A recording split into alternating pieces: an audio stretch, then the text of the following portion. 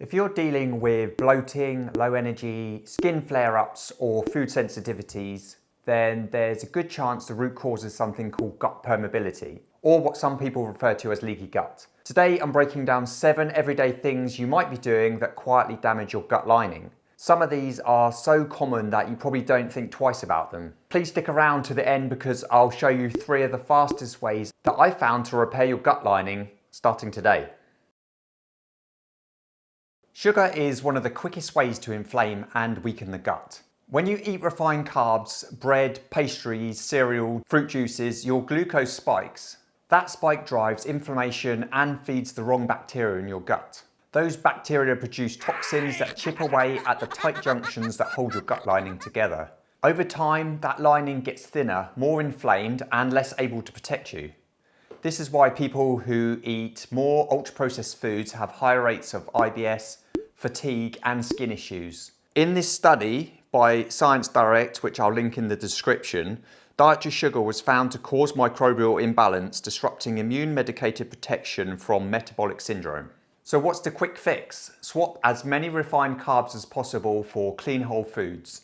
Prioritize protein and healthy fats at every meal. And always opt for low sugar fruit like dark berries or high cocoa content chocolate if you need something sweet. This one is huge and rarely talked about in mainstream nutrition.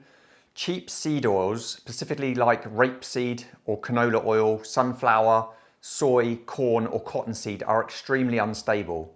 When these oils are heated in fryers, takeaway kitchens, crisps, cheap sauces, they oxidize and form compounds that directly damage the body's cells. And your gut lining is one of the first places that will take a hit. These cheap refined oils also massively skew the omega-6 to omega-3 ratio, which drives systemic inflammation throughout your body.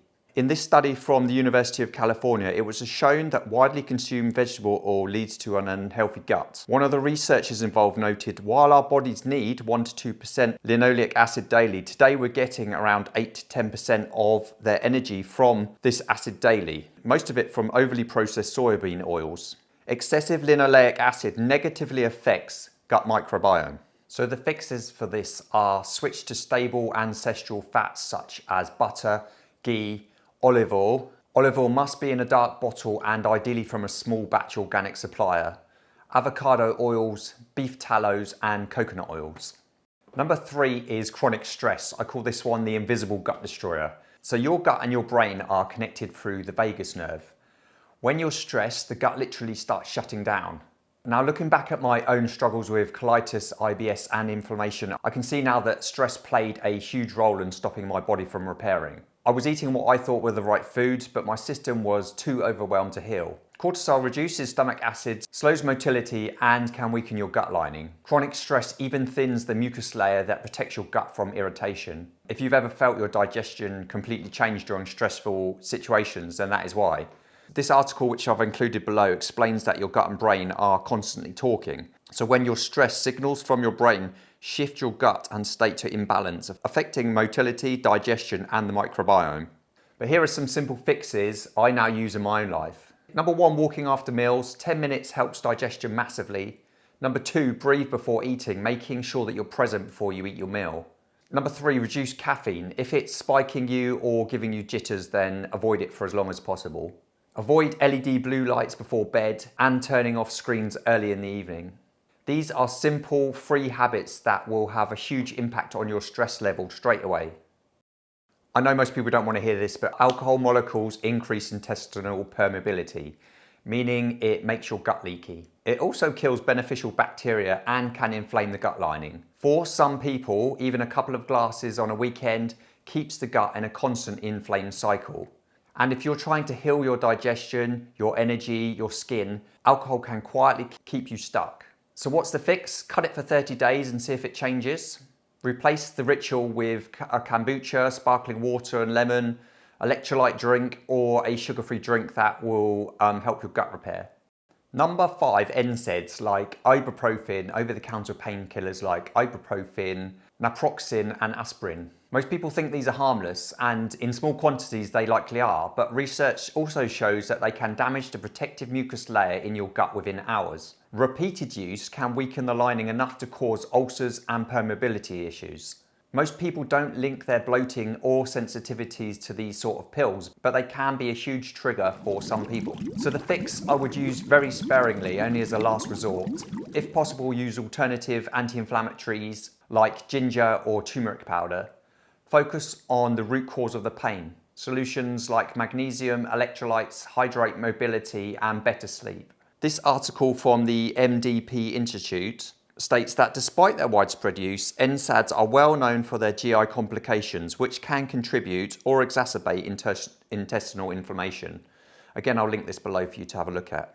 Number 6 is ultra-processed foods. So ultra-processed foods contain emulsifiers, gums, stabilizers, artificial sweeteners, and these are all shown to disrupt the microbiome and to thin the gut lining.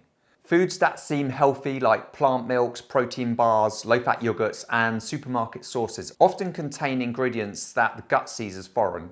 Your gut lining reacts by inflaming and pushing them out, leading to bloating, loose stools, cravings, and ongoing fatigue. So what's the fix? Stick to single-ingredient real foods 90% of the time. Avoid ultra-processed food whenever possible. If it has a cartoon or a marketing slogan on the box, your gut probably didn't evolve to be able to handle it.